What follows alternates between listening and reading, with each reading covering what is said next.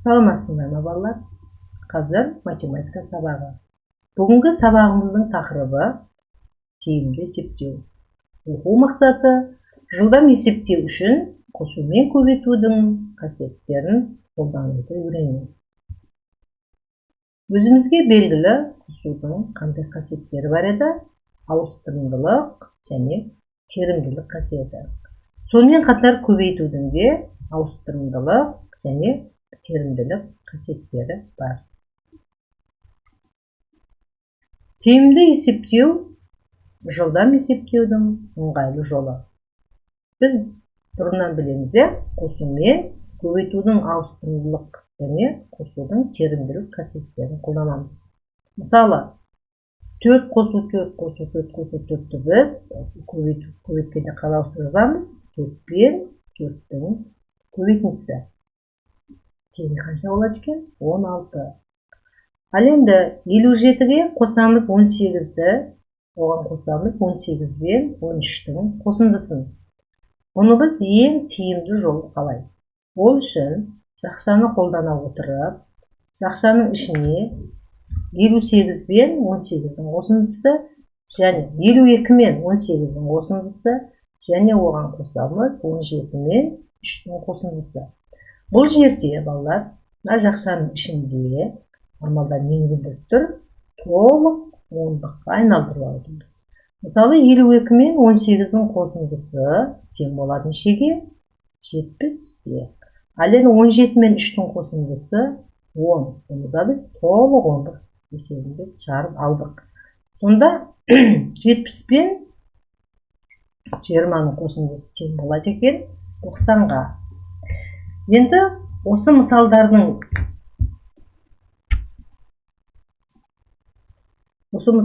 есептеу тәсілін қолдана отырып, қалған өрнектерді әрі қарай шығарамыз. Ол үшін оқулығымызды ашамыз, оқулығымыздағы бірінші тапсырмаға мұқият қараймыз. Біріншіден берілген тапсырманы іштей мұқият оқып аламыз. Суреттерге мұқият қараймыз. Қандай суреттер берілген балалар бұл жерде? Біздің Қазақстанымыздың ең көрікті деген әдемі жерлері берілген екен. Енді берілген есепті оқимыз. Сырым мен Әлия Қазақстанның көрікті жерлерін аралап қайтты. Есептеуді тиімді тәсілмен орында. Өрнектерінің мәнін өсу ретімен ата. Сонда барлық балалардың бұл орындарда қандай ретпен болғанын анықтайсың. Тапсырма түсінікті болса, әрі қарай орындаймыз. Бұл жерде бірінші Іле Алатауы берілген. 4 қосу 4 қосу 4 қосу 4 қосындысы неше болады екен? 20. Іле өзені 11 мен 3-тің қосындысына қосамыз, 7 мен 9-тың қосындысын. Енді осы жерде балалар біздер тиімді тәсілмен орындауды қолданып кетеміз. Оны қалай орындаушы едік? Бірінші қай санға қай санды қосамыз ол үшін? 11-ге қосамыз 9-ды. Неше болды? 20. 3-ге 7-ні қосамыз неше болды? 10. Демек бұның қосындысы неше болады екен?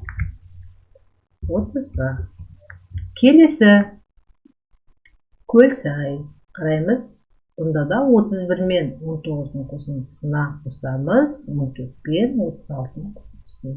Бұнда да бұл жерде де біз тиімді есептеудің тиімді тәсілін орындаймыз. 31-ге қай санды қосамыз ойлайсыңдар балалар? 19-ды.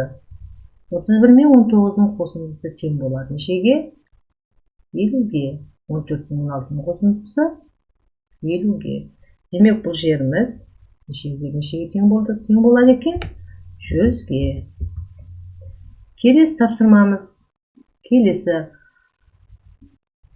бізде берілген қандай көрікті жеріміз?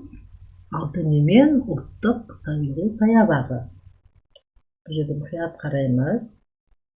25-ке қосамыз, 20 мен 5-тің қосындысын. 20 мен 5-тің, 25 пен 5-тің қосындысы неше болды балалар? Иә, 30. 30-ға қосамыз 20-ны. Неше болады екен? 50. Келесі Алакөл. Ең көрікті жеріміздің бірі. Бұл жерде біз 20-ға 20-ны қосамыз. Неше болды?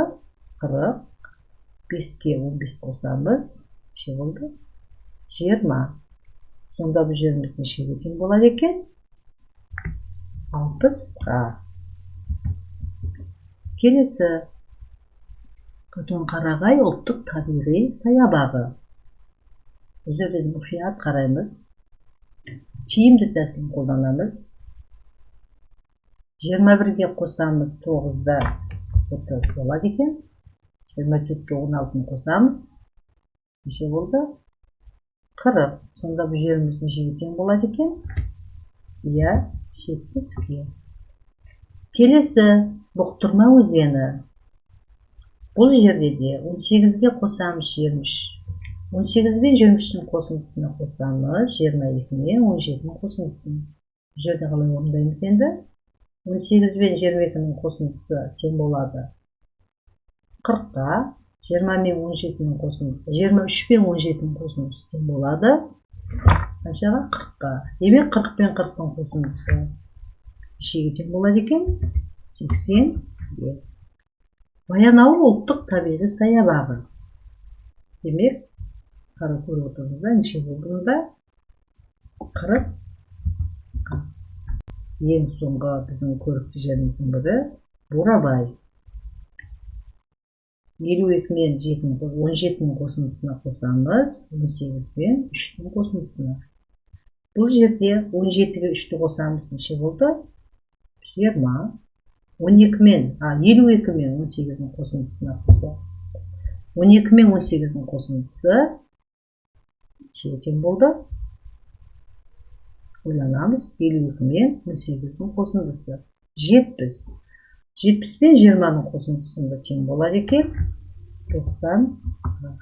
Ал енді осы жауаптарды өсу ретімен жазамыз. Бірінші бізде қанша? 20. Екінші 30. Одан кейін бізде Баянауыл ұлттық табиғи саябағы 40. Одан кейін Алтын мекен ұлттық табиғи саябағы 50.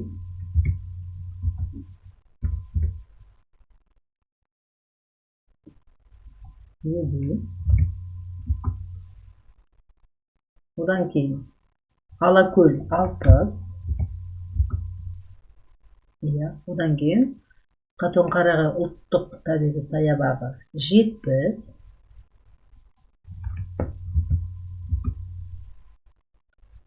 Одан кейін Бұқтырма өзені 80. Ең соңғы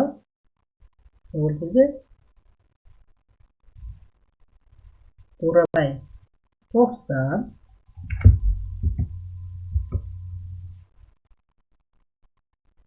Ең соңғы көрікті жеріміз Көлсай. Қанша болды? 100.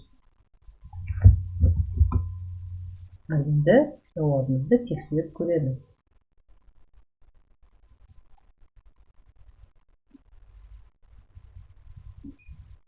Мында жерде Көлсай.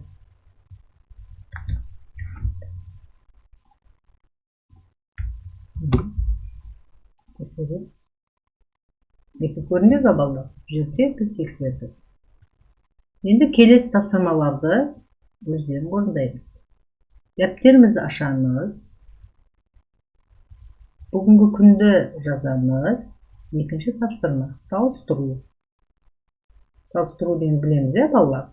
Салыстырғанда біз тең, артық, кеп, тең таңбаларының тестісін қойып істейміз, орындайды екенбіз. Келесі тапсырма.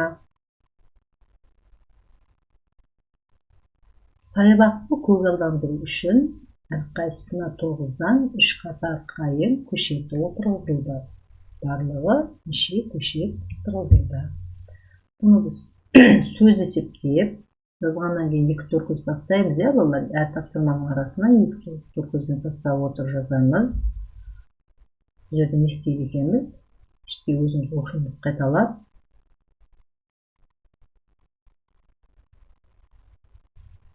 Келесі тапсырма 4-ші тапсырма. 4-ші тапсырманы біз үйде орындаймыз. Өрнектерді жазамыз және оларды алам шығарамыз.